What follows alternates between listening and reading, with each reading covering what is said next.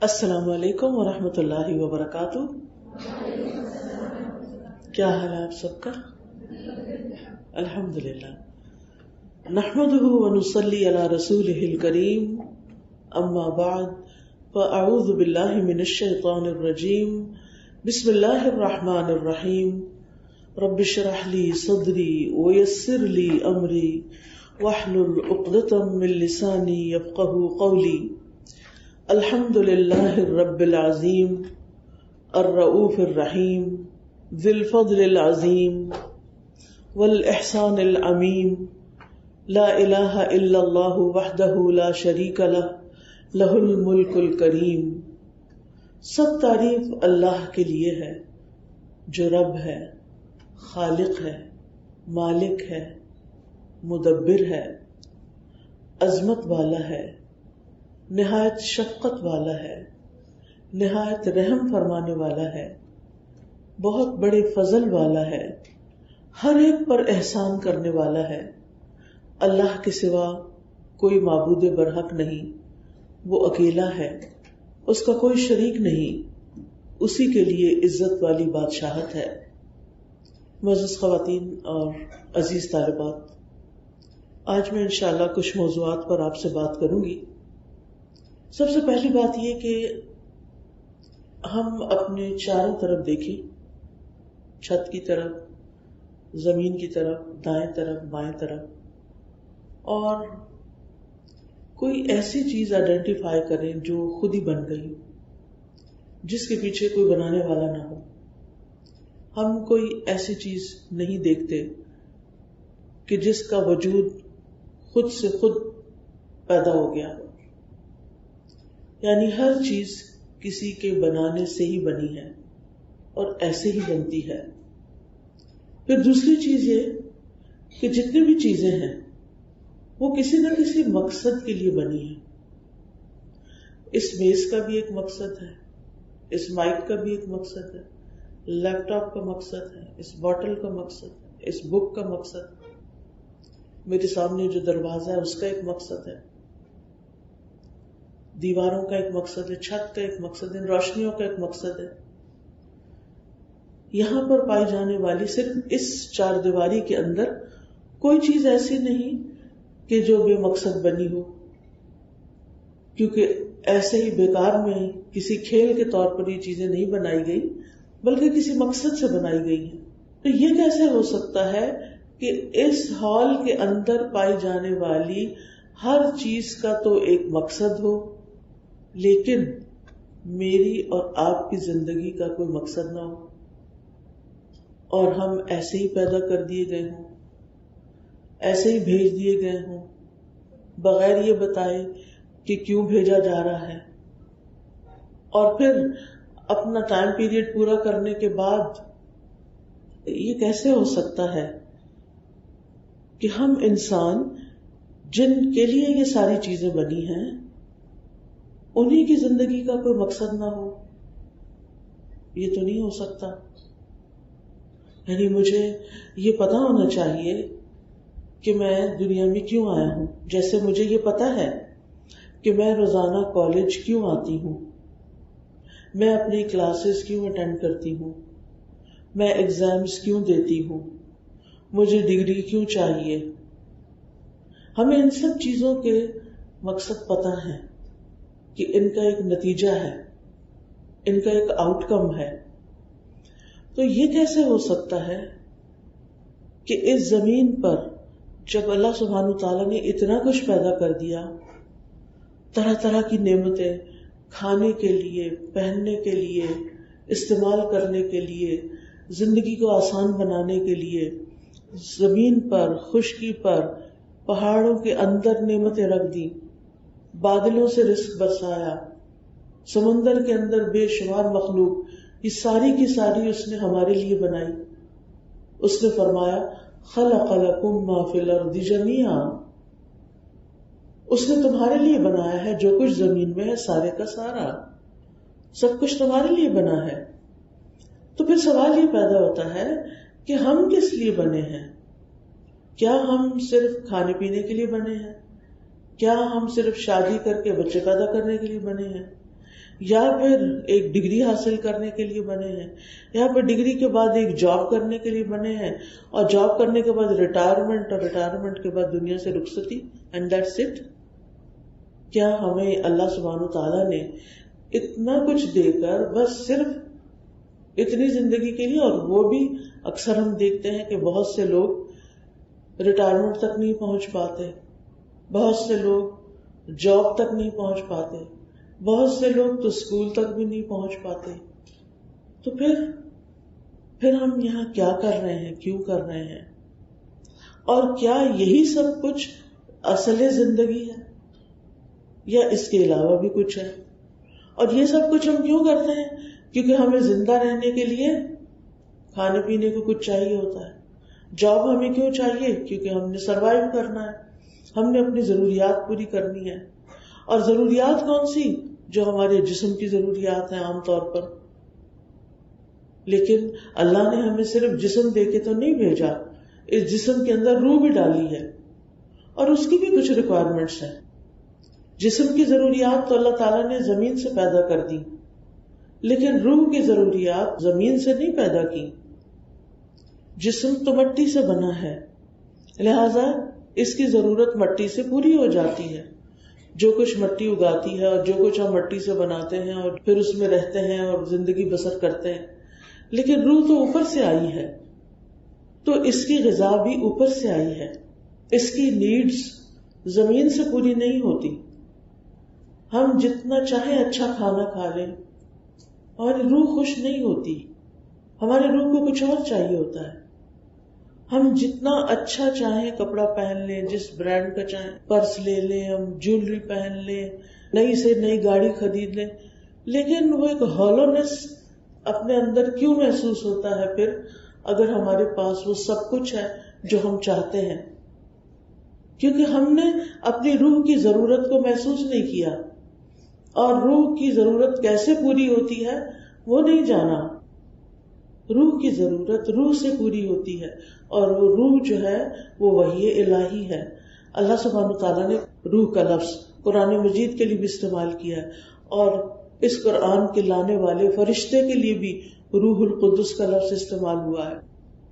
تو اس روح کی ضرورت جو ہے وہ روح یعنی وحی الہی قرآن و سنت سے پوری ہوتی ہے.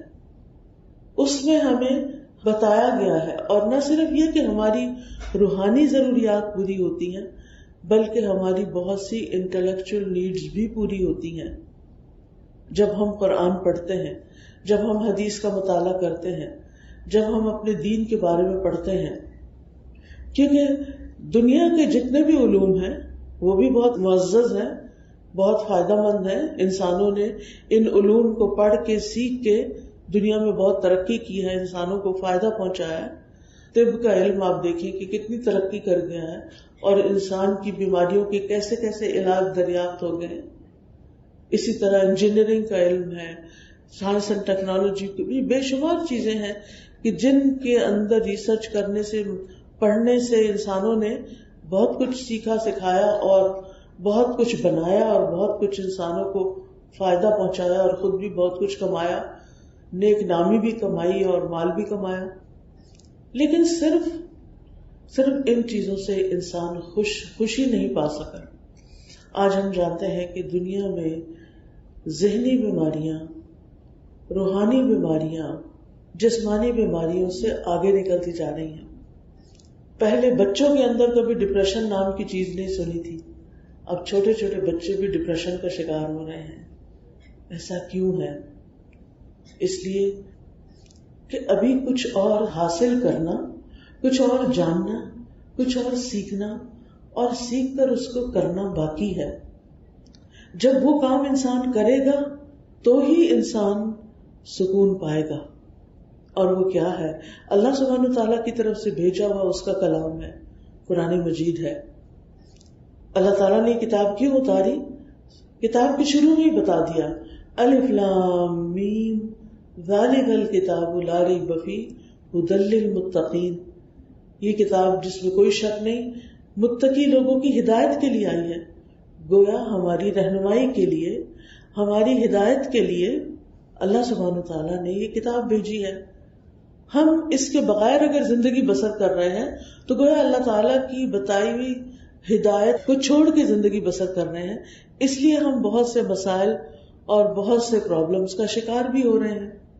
تو اس لیے بہت ضروری ہے ہمارے لیے کہ ہم اللہ سبحانہ وتعالیٰ کی طرف سے آئی ہوئی رہنمائی سے فائدہ حاصل کریں، اور پھر ہم دنیا میں بھی نہ صرف یہ کہ خود فائدہ اٹھائیں بلکہ تمام اقوام عالم کے لیے رہنمائی کا باعث بنیں. ہمارے دین نے ہمیں بتا دیا ہے کہ ہمارے لیے اطمینان اور سکون اللہ کے ذکر میں ہے. الا بذکر اللہ تطمئن القلوب، خبردار اللہ کے ذکر سے دلوں کو اطمینان نصیب ہوتا ہے. لیکن اگر ہم صرف اور صرف جسم کی ضروریات پوری کر کے یا اپنی دنیا کی دیگر ضروریات پوری کر کے اپنے دل کی ضرورت کو، اپنی روح کی ضرورت کو ہم پیچھے پھینک دیں گے، کیونکہ دل کی ضرورت کیا، کیونکہ قرآن جو دل پر نازل ہوا ہے.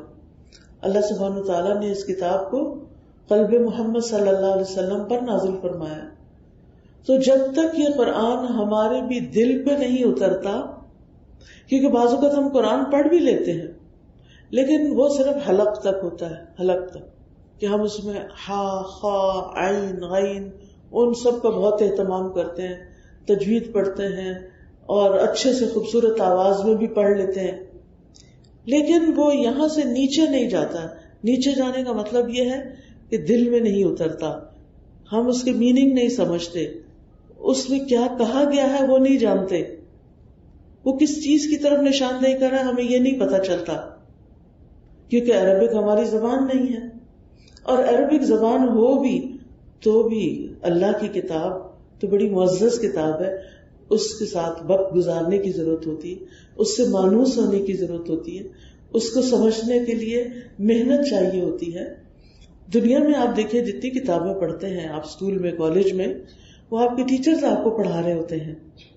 تو اسی طرح قرآن جو ہے اس کو سکھانے کے لیے اللہ تعالیٰ نے محمد الرسول اللہ صلی اللہ علیہ وسلم کو بھیجا. اور جب آپ کے اخلاق کے بارے میں پوچھا گیا حضرت عائشہ رضی اللہ تعالیٰ عنہ سے، تو انہوں نے کہا کان خلقہ القرآن، کہ آپ کا اخلاق تو قرآن ہے، یعنی آپ چلتا پھرتا قرآن ہے، جو کچھ قرآن نے کرنے کو کہا ہے وہ آپ کی عادات میں شامل ہے. اور ہمارے لیے رسول اللہ صلی اللہ علیہ وسلم کو بہترین نمونہ بنایا گیا ہے. لقد کان لکم فی رسول اللہ اسوۃ حسنہ، تمہارے لیے اللہ کے رسول صلی اللہ علیہ وسلم کی زندگی میں خوبصورت نمونہ ہے. لہٰذا ہمیں قرآن اور سنت دونوں کو مضبوطی سے تھامنا ہے. یہ بحیثیت ایک مسلمان کے ہماری بیسک ریکوائرمنٹ ہے مسلمان ہونے کے لیے. نبی صلی اللہ علیہ وسلم نے اپنے آخری خطبے میں فرمایا تھا ترکت فیکم امرین لم تضلوا ما تمسکتم بہما کتاب اللہ و سنت رسولہ. میں تم میں 2 چیزیں چھوڑ کر جا رہا ہوں، کیونکہ آپ کو اندازہ ہو گیا تھا کہ اب آپ کا دنیا سے جانے کا وقت قریب آ گیا ہے. تو آپ نے اپنے ساتھیوں کو یہ بتا دیا کہ میں تم میں 2 چیزیں چھوڑ کر جا رہا ہوں، جب تک تم انہیں مضبوط پکڑے رکھو گے کبھی گمراہ نہیں ہوگے، بھٹکو گے نہیں. ایک اللہ کی کتاب ہے اور دوسرے اس کے رسول صلی اللہ علیہ وسلم کی سنت ہے. لہذا ہم سب کے لیے بہت ضروری ہے کہ اپنی زندگی میں جہاں بہت ساری کتابیں پڑھیں، کیونکہ ریڈرز آر دا لیڈرز، کتابیں پڑھنی چاہیے، کیونکہ علم کے بغیر تو انسان آگے بڑھ ہی نہیں سکتا. دنیا میں اگر آپ نے آگے بڑھنا ہے تو آپ کو دنیا کا علم تو چاہیے، اور بہت سارا چاہیے، اور مسلسل چاہیے ہوتا ہے. وہی لوگ دنیا میں آگے بڑھتے ہیں جو عام لوگوں سے زیادہ پڑھتے ہیں، چاہے ڈگری لے کے پڑھیں، چاہے ان کا سیلف اسٹڈی ہو، جن کو کتابیں پڑھنے کا شوق ہوتا ہے، جن کو نئی نئی معلومات حاصل کرنے کا شوق ہوتا ہے، جو اپنے فیلڈ میں ماسٹری حاصل کرتے ہیں، جو اپنے فیلڈ میں ریسرچ کرتے ہیں، جو اپنے فیلڈ میں آگے سے آگے پڑھتے چلے جاتے ہیں. تو دنیا کا علم بھی بہت ضروری ہے وہ. لیکن قیامت کے دن ہم اللہ سبحانہ وتعالیٰ کو کیا جواب دیں گے جب وہ ہم سے پوچھیں گے کہ ایک شارٹ پیریڈ آف ٹائم میں دنیا کے لیے تو تم نے اتنی ڈھیر ساری کتابیں پڑھی. بعض لوگ لٹرلی یعنی کہ ہنڈریڈز میں کتابیں پڑھتے ہیں، ہر ویک ایک کتاب ختم کر دیتے ہیں. کچھ لوگ تو ڈیلی کتاب پڑھ لیتے ہیں، یعنی ان کی روٹین یہ ہوتی ہے. لیکن ظاہر ہے کہ انہیں اپنی دنیا میں کامیابی حاصل کرنی ہے تو وہ دنیا کی کتابیں پڑھتے رہتے ہیں. ہمارا گول کیا ہے؟ ہمیں دنیا کو بھی کمانا ہے اور آخرت بھی کمانی ہے. کیونکہ ہم کیا دعا مانگتے ہیں؟ ربنا آتنا فی الدنیا حسنہ وفی الآخرۃ حسنہ وقنا عذاب النار. اے اللہ ہمیں دنیا میں بھی بھلائی عطا کر اور ہمیں آخرت میں بھی بھلائی عطا کر. کیونکہ اگر آپ سوچیں تو ہم ایک بہت لمبا عرصہ دنیا میں آنے سے پہلے گزار چکی، پھر ہم دنیا میں آئے ہیں، پھر اس کے بعد ہم قبر میں جائیں گے. ایک لمبا عرصہ، ہمیں نہیں معلوم کتنا عرصہ ہم قبر میں رہیں گے. حضرت آدم علیہ السلام کے زمانے سے، حضرت نوح علیہ السلام کے زمانے سے، حضرت ابراہیم علیہ السلام کے زمانے سے، جو ہزاروں سال پہلے گزر چکا ہے، اس وقت سے لوگ مر مر کے دنیا میں زمین کے اندر جا رہے ہیں، زمین کے اندر جا رہے ہیں. اور قیامت کے دن کیا ہوگا؟ یہ سارے لوگ زمین سے باہر آئیں گے. زمین جو ہے وہ ایک ماں کی طرح رول پلے کرتی. اللہ تعالیٰ فرماتے ہیں اسی سے ہم نے تمہیں بنایا، اسی سے نکالا، اسی میں تم لوٹائے جاؤ گے، یعنی قبر میں واپس جاؤ گے، اسی سے پھر نکالے جاؤ گے. ایک دفعہ پھر زندگی ہوگی. اور وہ اللہ کے لیے مشکل نہیں، کیونکہ جو پہلی دفعہ پیدا کر سکتا ہے وہ دوسری دفعہ بھی پیدا کر سکتا ہے. تو بہرحال وہاں انسان کو جانا ہے، اور جانے کے بعد وہاں کتنا عرصہ رہنا ہے نہیں معلوم. پھر قیامت کا دن آئے گا، ایک دن 50,000 سال کے برابر ہے. پھر جنت ہے، یہ جہنم ہے جو ہمیشہ کے لیے، جسے کبھی بھی ختم نہیں ہونا، نیور اینڈنگ. تو خوش قسمت ہے وہ انسان جس کا آخری دن بہت اچھا ہو گیا، جس کا انجام اچھا ہو گیا، جس کا اختتام اچھا ہو گیا، اور جو اللہ کے ہاں کامیاب ہو گیا. فَمَنْ زُحْزِحَ عَنِ النَّارِ وَأُدْخِلَ الْجَنَّةَ فَقَدْ فَازَ. جو جہنم سے بچا لیا گیا اور جنت میں داخل کر دیا گیا، وہ دراصل کامیاب ہو گیا. تو اب آپ دیکھیے کہ ایک لمبا عرصہ تو ہم گزار چکے، ایک ان اینڈنگ پیریڈ پھر آنے والا ہے. تو ہمارے پاس تو بس تھوڑی سی بیچ میں ونڈو ہے اس دنیا کی، جس کو قیامت کے دن انسان کہے گا لم یلبثوا الا عشیۃ او ضحاها، کہ ہم تو صبح کا پہر یا شام کا کچھ حصہ دنیا میں ٹھہر کے آئے ہیں، اینڈ دیٹس اٹ. انسان کو تو یہ یاد ہی نہیں رہے گا کہ وہ کتنے سال دنیا میں جیا ہے. اس لیے بہت ضروری ہے کہ ہم اپنی زندگی کا یہ حصہ جو اس وقت میں اور آپ گزار رہے ہیں اللہ کے فضل سے، ہمیں نہیں معلوم ہمارے پاس اور کتنے دن باقی رہ گئے ہیں. اللہ کو پتا ہے. ہمیں اپنی موت کا نہیں علم. ینگ بھی چلے جاتے ہیں، بوڑھے بھی چلے جاتے ہیں، عورتیں بھی مر جاتی ہیں، مرد بھی مر جاتے ہیں، سبھی چلے جاتے ہیں. ہمیں نہیں پتا کہ کتنے دن اور زندہ رہنا ہے. لیکن اس زندگی کے بعد ایک چھوٹا سا ٹیسٹ ہوگا، قبر کے اندر 3 سوال پوچھے جائیں گے، اور پھر اس کے بعد قیامت کے دن امتحان جو اللہ تعالیٰ خود لیں گے، اللہ تعالیٰ پوچھیں گے. قبر کا امتحان کیا ہے؟ جب مردے کو دفن کر کے چھوڑ کے جاتے ہیں تو فوراً فرشتے آ جاتے ہیں جن کو منکر نکیر کہا جاتا ہے. آپ نے اپنی کتابوں میں منکر نکیر کا پڑھا ہوگا. وہ سوال کرتے ہیں مرنے والے سے، من ربو کا، تمہارا رب کون ہے؟ ہم کہتے ہیں اللہ، اور وہاں بھی کہیں گے اللہ انشاءاللہ. لیکن اللہ کون ہے؟ وہ کہاں ہے؟ وہ کیا کرتا ہے؟ اس کے کتنے نام، کتنی صفات ہیں؟ ہم نے کیا جانا اللہ کے بارے میں؟ ہمارا کتنا ایمان ہے اس پر، کتنا یقین ہے اس پر؟ یعنی ایسی صورت میں ہم کس قدر بعض اوقات اللہ سبحانہ تعالیٰ کو جانتے ہوئے بھی انجان ہوتے ہیں. اگر کسی سے پوچھا جائے اللہ تعالیٰ کہاں، کوئی کہے گا وہ میرے دل میں ہے، کوئی کہے گا پھولوں اور پتوں میں ہے. کیا یہ اللہ کی شان ہے؟ اللہ تعالیٰ ہر جگہ نہیں ہے اور نہ اس کے لائق ہے یہ بات.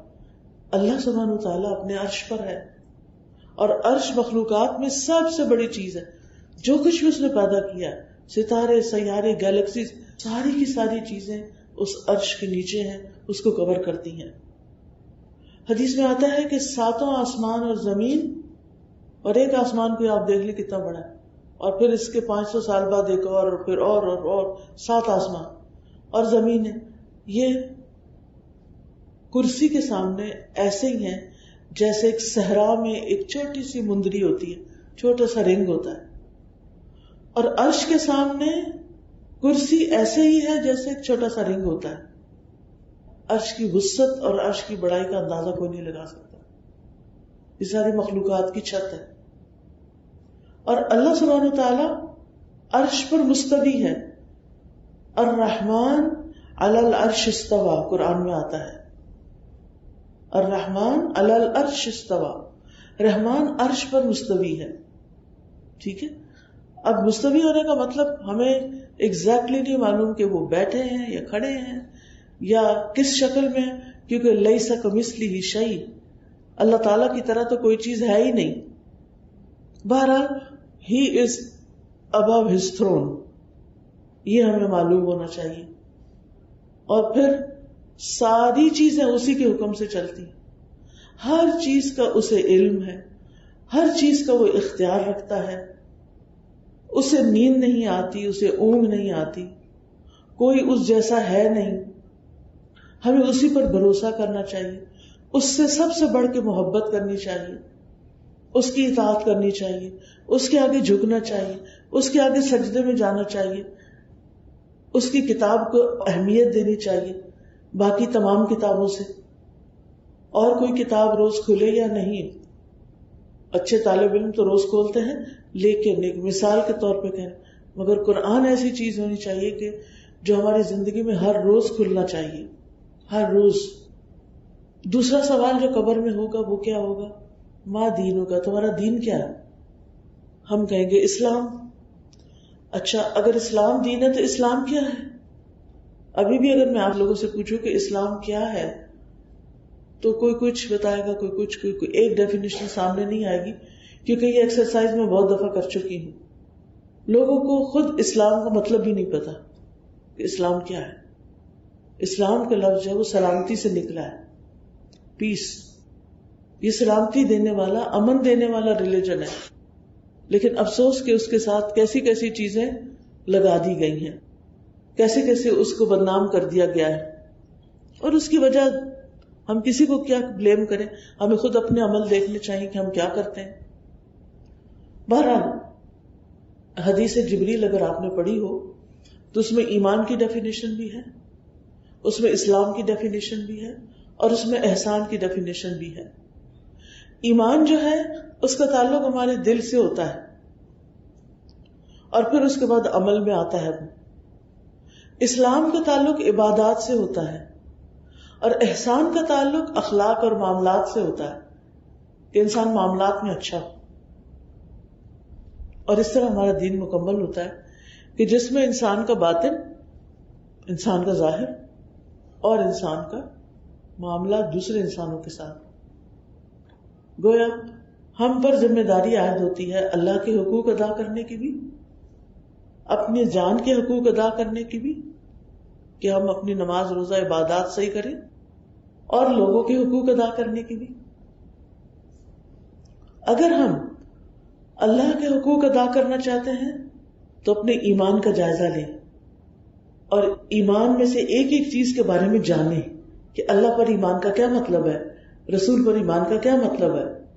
یہ تو ہمیں کہا جاتا کہ ایمان لیا اور ہم ایمان لے آتے ہیں، لیکن اس کا مطلب کیا ایمان لانے کا؟ کہ جو کچھ وہ کہتے ہیں وہ کرو بھی. یعنی میں آپ کو مانتا ہوں، آپ پر ٹرسٹ کرتا ہوں، تو اس کا کیا مطلب ہے کہ پھر اگر آپ مجھے کچھ کہیں گے کہ ایسا کرو اور ایسا نہ کرو تو میں اس کو کروں گا، کرنا چاہیے مجھے، کیونکہ میں آپ پر ٹرسٹ کرتا ہوں.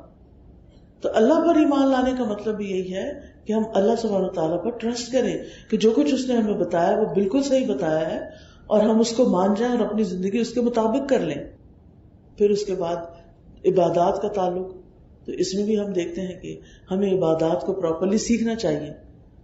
نماز کے بارے میں باقاعدہ ہمیں ہر سٹیپ کا اچھی طرح علم ہونا چاہیے. ایک حدیث میں آتا ہے کہ ایک بندہ 60 سال تک نماز پڑھتا ہے اور اس کی ایک نماز بھی قبول نہیں ہوتی، کیونکہ وہ نماز ٹھیک سے نہیں پڑھتا. نبی صلی اللہ علیہ وسلم نے فرمایا کہ بدترین چوری نماز کی چوری ہے. لوگ حیران ہوئے کہ نماز میں بھی چوری؟ آپ نے فرمایا کہ ہاں، وہ جلدی جلدی سجدے اور رکوع کرتا ہے، یہ چوری ہے نماز میں سے. اور اسے منافق کی نماز کہا گیا کہ جس میں وہ اللہ کو کچھ یاد نہیں کرتا، بس نماز میں جلدی جلدی کر کے ٹھونگے مار کے اٹھ جاتا ہے. تو ہمیں اپنے رب کا بھی پتہ ہونا چاہیے، اپنے رسولوں کا پتہ ہونا چاہیے، کتابوں کا پتہ ہونا چاہیے. اور پھر نہ صرف یہ کہ کتابوں کا پتہ ہونا چاہیے، بلکہ کتاب کو پڑھانے والوں کا بھی پتہ ہونا چاہیے. ایسی جگہوں کا، ایسی کلاسز کا، ایسے ریسورسز کا پتہ ہونا چاہیے کہ جہاں سے آپ سیکھ سکتے ہو.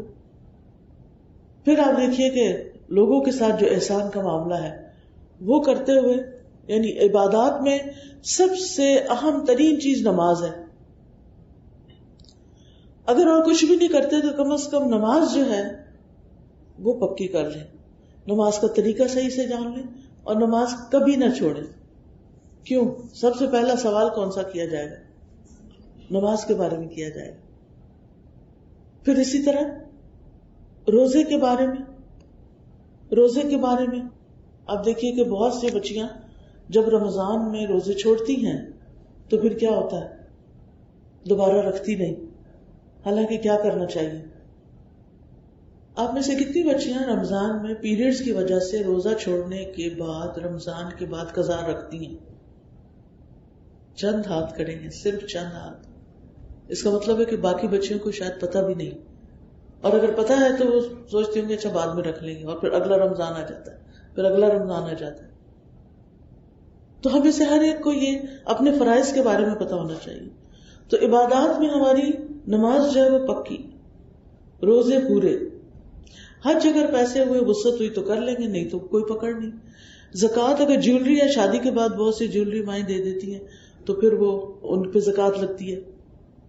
ادروائز فرائض آپ کے ہو گئے پورے. اور لوگوں سے معاملہ کرتے ہوئے اپنا اخلاق اچھا کر لیں، چاہے کوئی بھی ہو، اپنا ہو غیر ہو، آپ کسی کو جانتے ہو نہیں جانتے ہو، آپ ٹریول کر رہے ہیں. ہمارا دین یہ بھی ہمیں سکھاتا ہے کہ وَاعْبُدُوا اللَّهَ وَلَا تُشْرِكُوا بِهِ شَيْئًا وَبِالْوَالِدَيْنِ إِحْسَانًا وَبِذِي الْقُرْبَىٰ وَالْيَتَامَىٰ وَالْمَسَاكِينِ وَالْجَارِ الْجُنُبِ وَالْجَارِ بِالْجَنبِ. اللہ کی عبادت کرو، اس کے ساتھ کسی کو شریک نہ کرو، والدین کے ساتھ احسان کرو، اور رشتہ داروں کے ساتھ، اور مسکینوں کے ساتھ، اور یتیموں کے ساتھ، اور پھر پڑوسیوں کے ساتھ، ہمسایوں کے ساتھ احسان کرو. وہ صاحب بالجنب، اور وہ شخص جو تمہارے ساتھ بیٹھا ہو، تمہارا کلیگ، تمہاری کلاس فیلو، کوئی بھی، اس کے ساتھ بھی احسان کرو. ہمارا دین تو ہمیں یہاں تک سکھاتا ہے.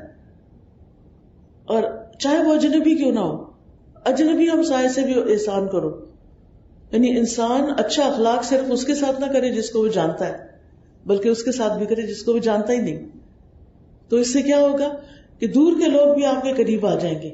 اور اگر آپ کا اخلاق اچھا نہیں ہوگا تو آپ کے ویری نیئر ڈیئر قریب کے لوگ بھی آپ سے دور چلے جائیں گے. یہ اخلاق میں اتنی پاور ہے. اور قیامت کے دن کیا ہوگا؟ جب میزان میں نیکیاں تولی جائیں گی تو سب سے بھاری نیکی میزان میں اخلاق ہوگی، اچھا اخلاق.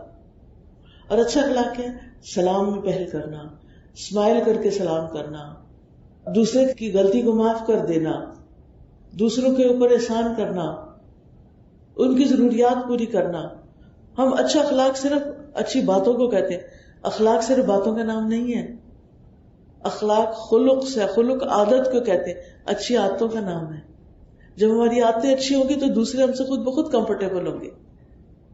مثلا آپ چلتے ہوئے اپنی جوتیاں نہیں پٹکھاتے اس لیے کہ دوسروں کو اریٹیشن ہوگی، جس کا مطلب ہے کہ آپ کیئر کر کے چلتے تو آپ ایک اچھے اخلاق کے مالک. حالانکہ اب آپ بات کوئی بھی نہیں کر رہے، صرف چلنے میں احتیاط برت رہے ہیں.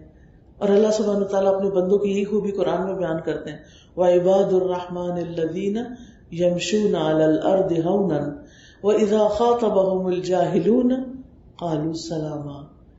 کہ رحمان کے بندے تو وہ ہوتے ہیں جو کیا کرتے ہیں؟ زمین پر آہستگی سے چلتے ہیں، تکبر کی چال نہیں چلتے. اور جب جاہل ان سے مخاطب ہوتے ہیں تو وہ ان کو سلام کر دیتے ہیں. وَإِذَا خَاطَبَهُمُ الْجَاهِلُونَ قَالُوا سَلَامًا. الجھتے نہیں، بحث نہیں کرتے، لڑائی نہیں کرتے، فساد نہیں ڈالتے، آرام سے بات کرتے. تو جس کی چال میں آرام ہے اس کے کام کتنے اچھے ہوں گے. یعنی کہ کس طرح وہ اکھڑ لوگوں کو بھی سلامتی کا پیغام بھیج رہا ہوگا. تو اس لیے لوگوں سے معاملہ کرتے ہوئے اچھا اخلاق، اور اچھے اخلاق میں بہت ساری چیزیں سٹیپ بائی سٹیپ ایک ایک کو لے کے چلتے جائیں اور ان پر عمل کرتے جائیں. تو بہرحال بات میں نے جہاں سے شروع کی تھی وہ یہ تھی کہ ہمیں اپنی زندگی کا مقصد معلوم ہونا چاہیے. اللہ تعالیٰ فرماتے ہیں الذی خلق الموت والحیات لیبلوکم ایکم احسن عملا، اس نے موت اور زندگی کو بنایا تاکہ تمہیں آزما کر دیکھے کہ تم میں اچھے کام کون کرتا ہے. تو ہمارا امتحان کس چیز کا ہے؟ اللہ تعالیٰ کے یہاں ہمارا امتحان کس چیز کا ہے؟ وہ کیا دیکھ رہے ہیں ہر وقت؟ ایکم احسن عملا. 3 لفظ ہیں بس کہ تم میں عمل میں سب سے اچھا کون ہے. ہر شخص کی طرف دیکھتے ہوئے اللہ تعالیٰ اس کی شکل نہیں دیکھتے، اس کا عمل دیکھتے ہیں، کرتا کیا ہے. حدیث میں آتا ہے کہ ان اللہ لا ينظر الى صورکم ولا الى اموالکم ولکن ينظر الى قلوبکم واعمالکم.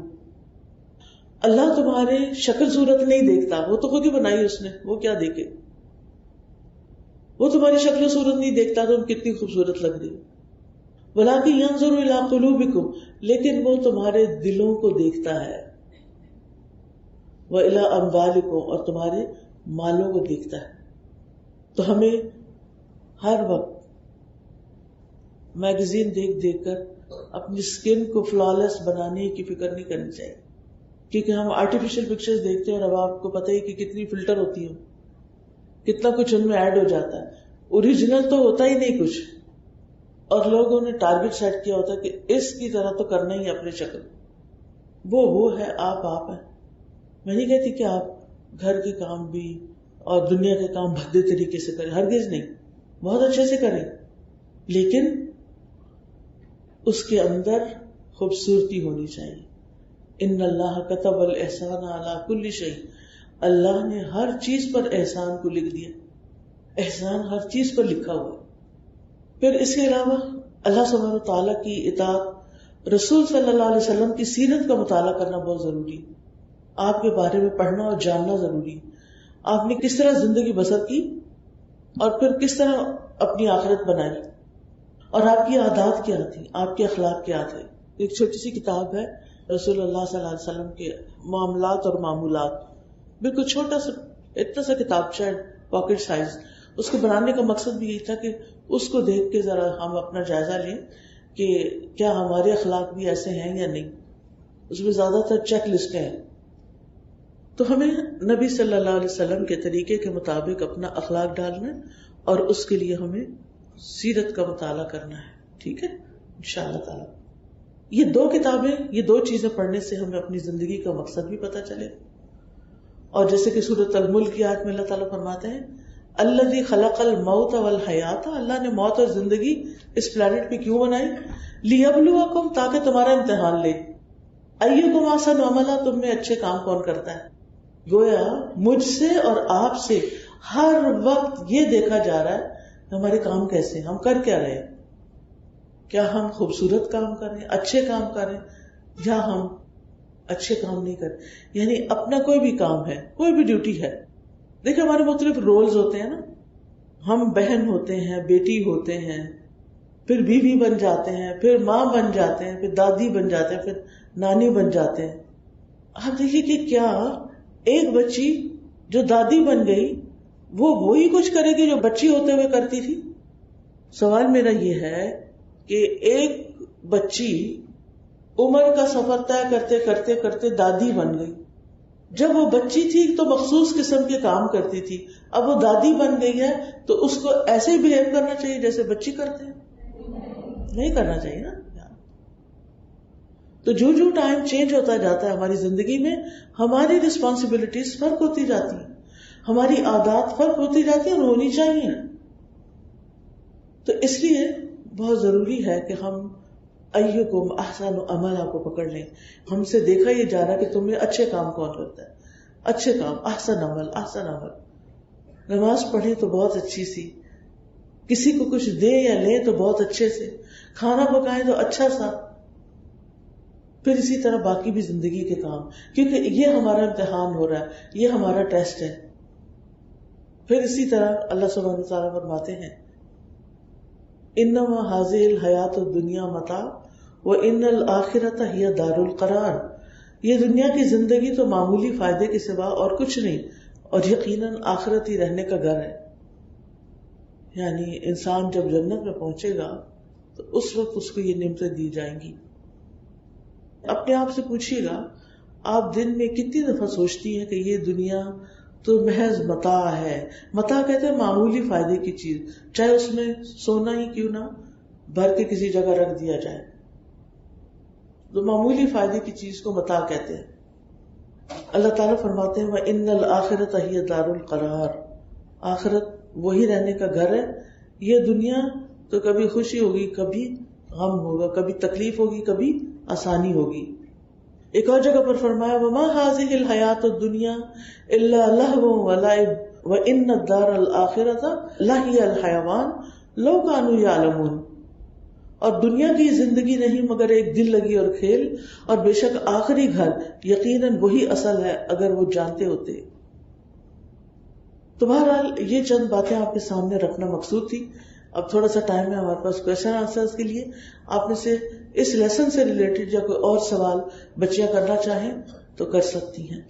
تو اللہ تعالیٰ سے دعا ہے کہ وہ ہمیں اپنی آخرت کو سنوارنے کی توفیق دے، اور جو کام ہمیں اس نے دنیا میں کرنے کا سکھایا ہے ان کاموں کو ہم اچھی طرح کر سکیں. وآخر دعوانا ان الحمد للہ رب العالمین. اب کوشچنز کے لیے تیار ہو جائیں.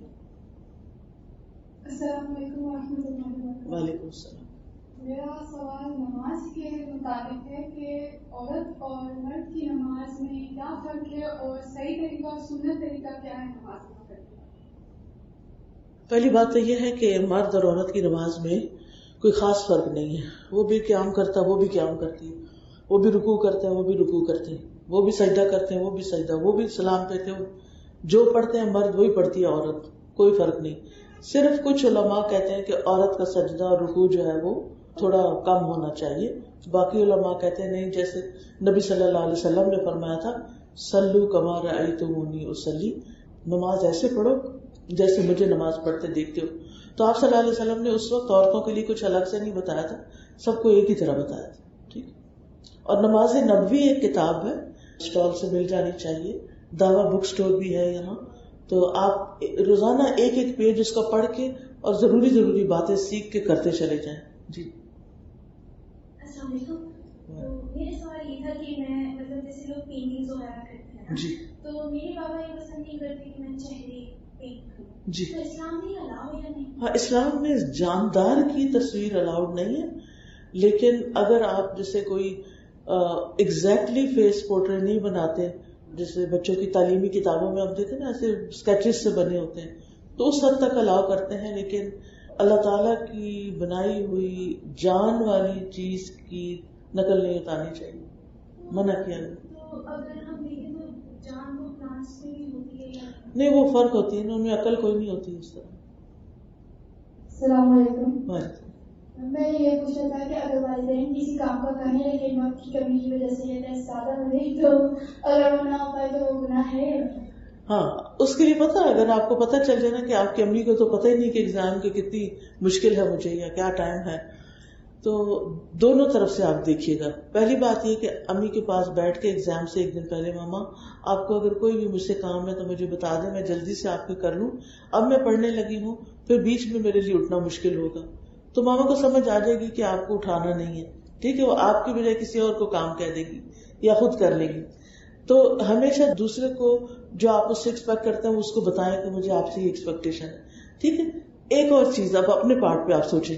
اپنے پارٹ پہ آپ یہ سوچیں گی کہ میں اپنا موبائل بھی تو چیک کر لیتی ہوں نا، میں اٹھ کے چائے بھی پینے لگ جاتی ہوں، اپنے کام کے لیے بھی تو اٹھتی ہوں نا. اگر ماما نے بلا لیا تھوڑی دیر تو کوئی بات نہیں، میں بات سن لوں. السلام علیکم. وعلیکم السلام. مجھے یہ سوال پوچھنا تھا کہ ہم یوتھ کو کس طرح سمجھائیں کہ وہ اس طرح حرام چیزوں میں انڈلج ہیں، میوزک، میک اپ، ٹی میکسنگ وغیرہ، تو ہم کو اس طرح سمجھائیں. ایسے ہے کہ سب سے بات یہ کرنی چاہیے کہ ہمیں اللہ نے پیدا کیا ہے، کوئی اس میں ڈاؤٹ ہے ہمیں؟ زمین کس نے پیدا کی ہے؟ اللہ نے. ہم نے مرنے کے بعد کہاں جانا ہے؟ اللہ کے پاس. انا للہ و انا الیہ راجعون. اللہ تعالیٰ فرماتے ہیں یا ایھا الذین آمنوا ادخلوا فی السلم کافہ، اے لوگوں جو ایمان لائے ہو اسلام میں پورے کے پورے داخل ہو جاؤ. یہ نہیں پک اینڈ چوز نہیں کہ کوئی چیز اپنی مرضی کی، کوئی چیز کسی کی، کوئی کسی کی. کوئی فرینڈس کی، کوئی رشتے داروں کی، کوئی ماں باپ کی نہیں. ہر چیز میں ہمیں یہ دیکھنا ہوگا ہمارا رب ہم سے کیا چاہتا ہے. اور آپ اسی طرح ان کو سمجھائیں کہ اگر دنیا میں آنے میں ہماری مرضی نہیں تھی اور جانے میں ہماری مرضی نہیں تو اس پلانٹ کے اوپر بھی ہر بات میں اپنی مرضی نہیں چلانی چاہیے، بلکہ کیا کرنا چاہیے؟ اللہ کی مرضی کے مطابق چلنا چاہیے. تو یوتھ کے سرکلز کریں، حلقے کریں، بیٹھ کے بات کریں، قرآن کو مل کے اسٹڈی کریں، قرآن کورسز جوائن کریں، تو انشاءاللہ بہت سے فائدے ہوں گے. اس وجہ سے پوچھنے کی شادی پر سے سنت ہے، النکاح من سنتی. تو اچھا، اب اس کا یہ مطلب نہیں کہ سنت چھوڑ دیتے ہیں، وہ کون سا فرض ہے، ٹھیک ہے نا. نکاح جو ہے، شادی جو ہے، وہ سنت ہے. اور نبی صلی اللہ علیہ وسلم نے فرمایا من رغب عن سنتی فلیس منی، جو میری سنت سے منہ موڑ جائے وہ مجھ سے نہیں. یعنی آپ کی امت میں سے اگر آپ رہنا چاہتے ہیں تو پھر آپ کو آپ کے طریقے پہ چلنا ہوگا. السلام علیکم. وعلیکم السلام. میرا یہ سوال ہے کہ ہم لوگوں نے بہت نمازیں قضا کرنی ہیں اور احساس ہو رہا ہے ہمیں کہ نمازیں پڑھنا، آپ کے بیان سے مجھے بہت ہوا کہ میں نے بہت گناہ کیے ہیں، تو میں کیا کر سکتی ہوں کہ میں اپنی قضا نمازوں کا ادا کر سکوں؟ میں اتنی نمازیں چھوڑ دی ہیں. اوکے، سب سے پہلی چیز تو یہ کہ سچے دل سے اللہ تعالیٰ سے ہمیں توبہ کرنی چاہیے کہ اللہ تعالیٰ مجھے اتنا علم نہیں تھا، اتنی اس کی امپورٹنس کا مجھ سے غلطی ہو گئی ہے، آپ مجھے معاف کر دیں اور آئندہ میں ایسا نہیں کروں گی. یعنی آئندہ زندگی کے لیے آپ نے نہیں چھوڑنی. جو پیچھے ہو چکا سو ہو چکا، اس کی انشاءاللہ سچے دل سے توبہ جو ہے اس سے وہ گناہ معاف ہو جائیں گے. اب نماز میں فرض کے ساتھ سنت بھی ضرور پڑھا کریں تاکہ ان نمازوں کی کمپنسیشن ہوتی جائے جو لاس ہو چکا ہے. کیونکہ قیامت کے دن جب آپ کا اعمال نامہ سامنے آئے گا اور اس میں نمازیں نہیں ہوں گی تو بہت سخت پریشانی ہو جائے گی، لاس ہوگا. لیکن اب جب آپ نیا آپ کا آگے سے پیجز آئیں گے ان میں آپ کی نمازیں ہوں گی، بلکہ ساتھ فرض کے ساتھ سنت اور نفل وغیرہ بھی ہوں گے، تو آپ کا دل خوش ہو جائے گا اور معاملہ برابر ہو جائے گا. السلام علیکم. وعلیکم السلام. مجھے یہ پوچھنا ہے کہ کبھی کبھی ماں باپ کو اگر وہ غلط ہو تو کیسے بتائیں؟ کہ جیسے فرقوں میں کبھی وہ کہتے ہیں کہ یہ صحیح ہے تو انہیں کیسے بتائیں گے یہ غلط؟ سب سے پہلے تو یہ کہ ہم خود علم حاصل کریں کہ جیسے ہم صحیح کہہ رہے ہیں وہ واقعی صحیح ہے اور کیوں صحیح ہے، اس کی دلیل معلوم کریں. پھر آرام سے پیار سے بات کرنے کی کوشش کریں. اگر نہیں سمجھتے لکھ کر بات کریں، اس میں ادب کے خلاف نہیں جاتا. پیار سے لکھیں میں نے یہ پڑھا ہے، اس کی یہ دلیل ہے، اس لیے ہمیں یہ کرنا چاہیے. ہاں کہ میں بتاتی ہوں کہ میری میم یہ بتاتی ہیں تو کہتی ہوں آرام سے. اگر وہ مانے ٹھیک ہے، لیکن آپ جاری رکھیں اور دلیل سے بات کیا کریں. ٹھیک ہے، یہ صرف کہنا کافی نہیں ہوتا کہ فلاں کہتا ہے، بلکہ یہ کہ قرآن یہ کہتا ہے، سنت یہ کہتی ہے. ٹھیک، کسی بھی مسئلے کا حل معلوم کرنا ہو نا تو اس کا صحیح طریقہ یہ ہے کہ قرآن اور سنت میں اس کے بارے میں کیا کہا گیا ہے. اصل دین کہاں آیا ہے؟ قرآن میں، سنت میں. علماء نے بھی اسی سے ہی سیکھا ہے. میم زیادہ تر لوگ فون سے جب قرآن پڑھتے ہیں تو وہ وضو نہیں کرتے اور وہ بولتے ہیں کہ ہم نے قرآن کو ہاتھ میں نہیں پکڑا ہوا تو ہم وضو نہیں کرتے. اس میں کوئی مطلب کوئی حرج کی بات نہیں، ایسے کر سکتے. اور اگر پیریڈس میں قرآن کو مطلب پڑھیں دور سے اور ہاتھ نہ لگائیں تو اس بعض علماء کہتے ہیں کہ اگر آپ صرف دیکھ کے ایسے آنکھوں سے پڑھ رہے ہیں تو کوئی حرج نہیں، یعنی ہاتھ نہیں لگائے اس وقت اسکرین کو، لیکن نیچے سے اس کو پکڑ کے تو دیکھتے جائیں. اور میم پلاسٹک سرجری جو لوگ اپنی مطلب شکل چینج کرانے کے لیے کرتے ہیں وہ جائز ہے؟ جائز نہیں ہے، اللہ یہ کہ کوئی بیماری ہو. مثلا بعض لوگوں کی ناک کی ہڈی بڑھ جاتی ہے، اس میں سانس نہیں آتا تو وہ تو ٹھیک ہے، لیکن اپنی شکل کو تبدیل کرانا منع ہے. اور فیس پینٹنگ جو لوگ اپنی فیس پینٹنگ کراتے ہیں، یعنی صرف فن کے طور پہ یا پرماننٹ؟ نہیں، فن کے طور پہ. بچوں کے کبھی تھوڑا بہت کر دیں، لیکن شکل کو یعنی انسان کو اللہ نے احسن تکوین میں پیدا کیا ہے، تو اس طرح کی چیزیں جو انسان کو جن نظر آئے اور یا کچھ اور نظر آئے، کوئی جانور بن جائے تو وہ ٹھیک نہیں. اور ٹیٹوز تو بالکل منع ہے، ٹیٹوز تو درست نہیں ہے.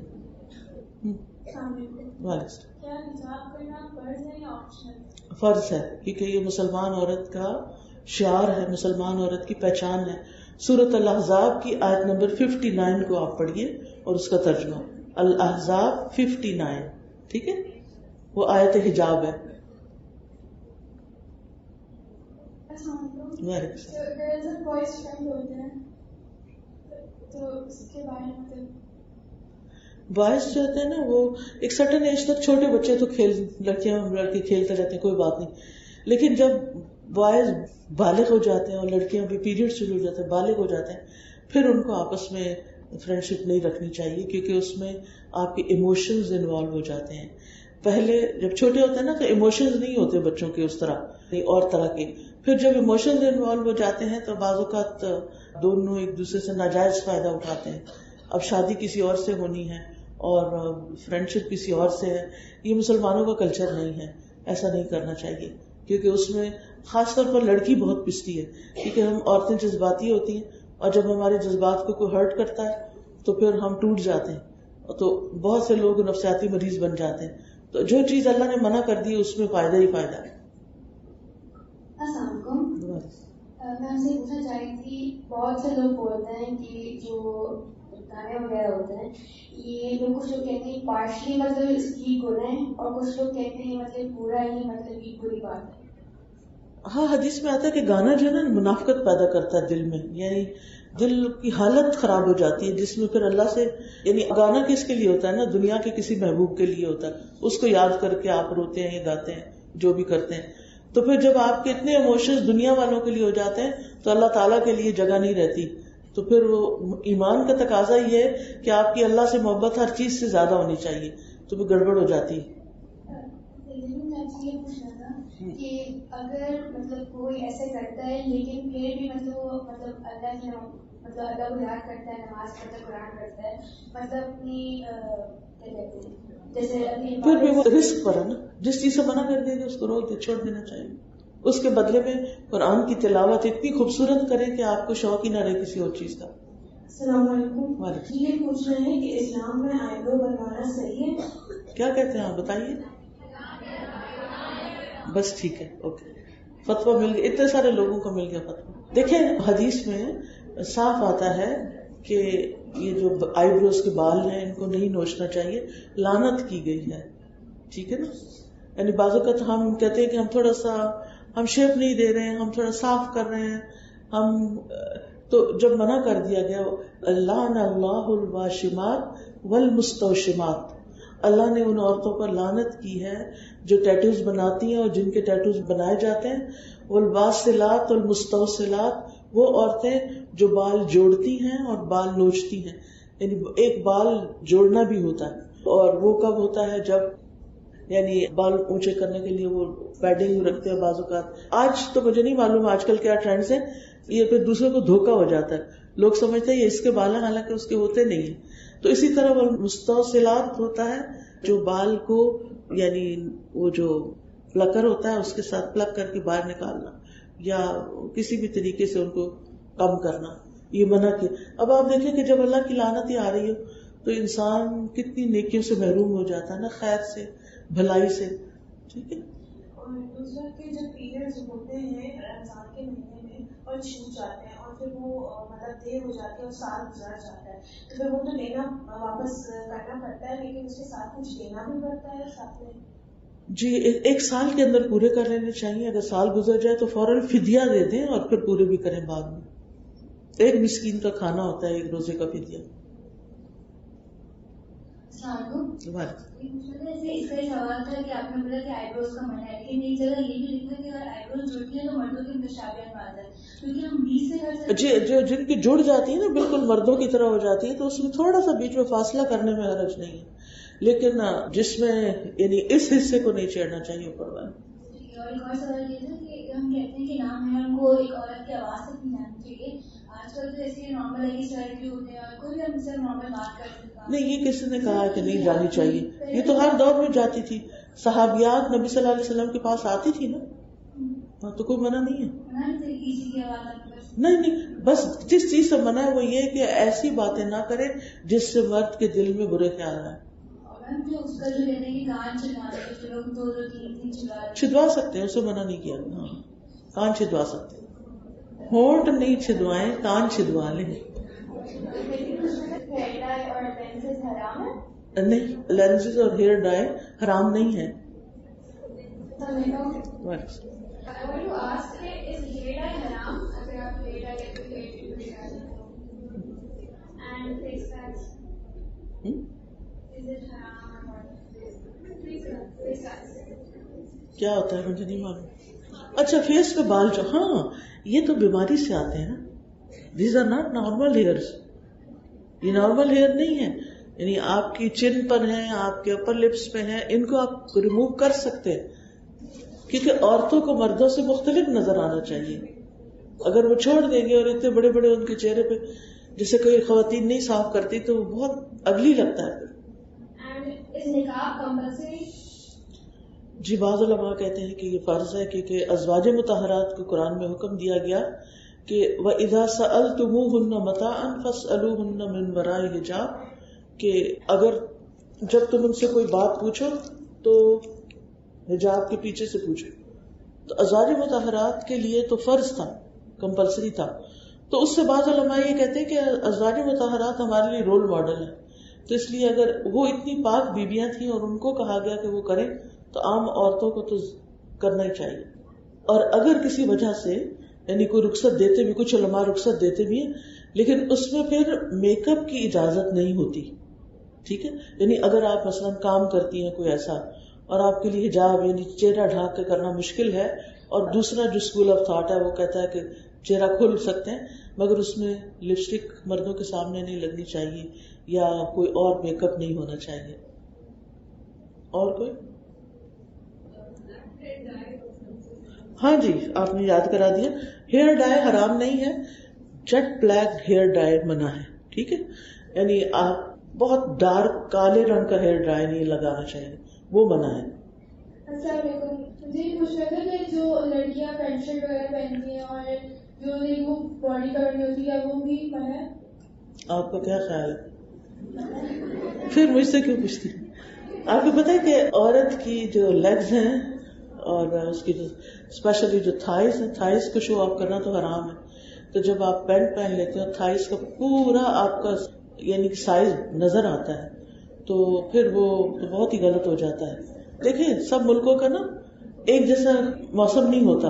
اب مجھے تو اتنی وہ دیکھ کے حیرانی ہوتی ہے کہ کراچی جیسے ہیومڈ موسم میں جینز لڑکی جیسی نازک ذات کے لیے کتنی مشکل ڈریس ہے نا, لیکن شوق میں لوگ پہنتے ہیں. مگر کچھ ملکوں میں سردی بہت ہوتی ہے نا تو وہاں کھلی شلواریں نہیں چلتی, ان کو پہننے پڑتے ہیں ایسے ڈریس. تو ایسی صورت میں آپ کی شرٹ نیز سے لانگ ہونی چاہیے کیونکہ بٹکس کا حصہ عورت بھی عورت کا نہیں دیکھ سکتی. سمجھ گئے؟ یہ سطر میں آتا ہے.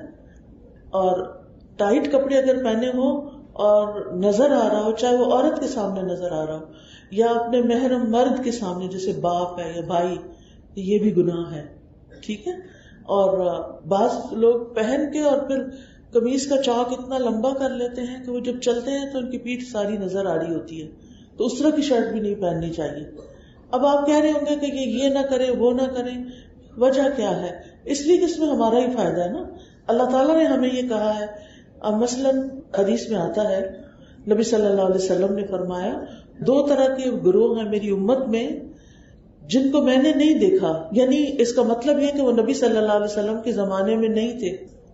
وہ دونوں, ان میں سے ایک وہ مرد جن کے ہاتھ میں گائے کی دم کی طرح کوڑے ہوں گے, جیسے وہ اگر آپ گھوڑے پہ چڑھے ہوں تو چھانٹا سا نہیں ہوتا, کوڑا کا بھی دیکھا, کوڑے کا نہیں پتا ہوگا جی, چھانٹا جس کو بولتے ہیں نا, ہنٹر جس کو وہ مارتے ہیں اس کو جانور کو, تو وہ لوگوں کو ماریں گے یعنی ظلم کریں گے. اور دوسرا گروہ کون سا ہے جو نبی صلی اللہ علیہ وسلم نے نہیں دیکھا؟ وہ عورتیں جو لباس پہن کر بھی ننگی ہوں, یعنی کپڑے پہنے ہوئے ہیں مگر پھر بھی ایکسپوزڈ ہیں. وہ کیسے؟ یا تو بہت ٹائٹ ڈریس ہے کہ جن حصوں کو ڈھانپنا چاہیے وہ پوری طرح ایکسپوزڈ ہے, اور ٹائٹ پجامہ پہنا ہوا ہے یا پینٹ ایسی پہنی ہوئی ہے. دوسرا سی تھرو, اتنے باریک کپڑے پہنے ہوئے کہ سب جسم ننگا ہو رہا ہے. ٹھیک ہے. یا سلیو لیس کہ بازو بنائے ہی نہیں ہے تو وہ ننگی ہو رہی ہے. فرمایا, میں آپ کو عربی پڑھ کے سنا دیتی ہوں, صحیح بخاری میں بھی حدیث ہے اور مسلم میں بھی, یعنی ایسی حدیث نہیں کہ جو ضعیف ہو یا ان اوتھینٹک ہو. فرمایا لا يدخلن الجنت وہ جنت میں داخل نہیں ہوں گی. کیا آپ برداشت کریں گے کہ جنت میں نہ جائیں؟ وَلَا يَجِدْنَ رِيحَهَا، اور وہ اس کی خوشبو بھی نہیں پائیں گی، ان کو جنت کی خوشبو بھی نہیں آئے گی. لا يدخلن الجنة ولا يجدن ريحها وإن اور جو خوشبو ہے جنت کی وہ دور دور تک جا رہی ہوگی، لیکن ان عورتوں کو خوشبو بھی نہیں آئے گی. اور ایک اور چیز اس میں ایڈ کی ہے، میں جو بیچ میں کا حصہ بھول گئی ہوں، کہ کپڑے باریک اور ان کے سر اونٹنی کی طرح، اونٹنی کی جو کوہان ہے اس کی طرح اوپر اٹھے ہوئے ہوں گے. یعنی بازو کا بالوں کو رول کر کے بالکل یہاں ایک سر کے اوپر ایک اور سر بن جاتا ہے نا، تو یعنی اونٹنی کا آپ نے دیکھا ہوگا، کبھی اونٹنی کو امیجن کریں نا تو بیچ میں اس کا اٹھا ہوا ہوتا ہے نا، کوہان کی طرح، کوہان جو اٹھی. اس طرح عورت کے لیے آپ نے فرمایا ان کے سر بختی اونٹنی کی کوہان کی طرح اٹھے ہوئے ہوں گے. یعنی اس کے اوپر آرٹیفیشل بال ڈال کے یا اپنے بالوں کو بہت اونچا کر کے باندھ کے وہ انہوں نے کیا ہوگا. تو یہ اتنی واضح بات ہے کہ جس کو پڑھنے سننے کے بعد پھر ہمیں اپنے لباس کا ضرور جائزہ لینا چاہیے، کیونکہ اپنے دنیا میں تو ہمیشہ نہیں رہنا، ہمیں ٹرینڈز کو فالو نہیں کرنا، ہمیں اپنے دین کو فالو کرنا ہے. کیونکہ یا ایھا الذین آمنوا ادخلوا فی السلم کافۃ، اے لوگوں جو ایمان لائے ہو دین میں پورے کے پورے داخل ہو جاؤ. اوکے، بہت شکریہ، جزاکم اللہ خیرا، بارک اللہ فیکم. آپ سب کا بہت شکریہ، آپ نے اتنے پیشنس کے ساتھ اتنے اچھے طریقے سے سنا. اللہ تعالیٰ آپ کو جزائے خیر دے، آپ کی انتظامیہ کو جزائے خیر دے جنہوں نے یہ سب انتظام کیا اور بچوں کو سننے کا موقع دیا. اللہ تعالیٰ ہمارے عمل میں بہتری لائے اور ہمیں اپنی پسند کا بنا لے، اور اگر ہم سے کوئی بات غلط ہو گئی ہو تو ہمیں معاف فرما دے. سبحانک اللہم و بحمدک، اشہد ان لا الہ الا انت، استغفرک و اتوب الیک. السلام علیکم و رحمۃ اللہ وبرکاتہ.